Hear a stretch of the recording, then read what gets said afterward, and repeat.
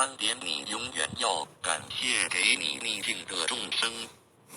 4点，你永远要宽恕众生，不论他有多坏，甚至他伤害过你，你一定要放下，才能得到真正的快乐。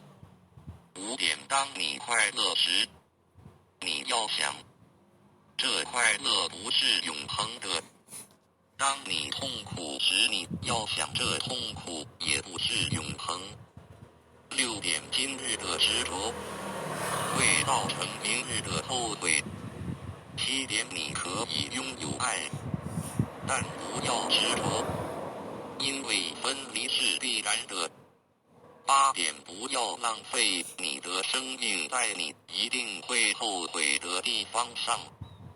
9点，你什么时候放下，什么时候就没有烦恼。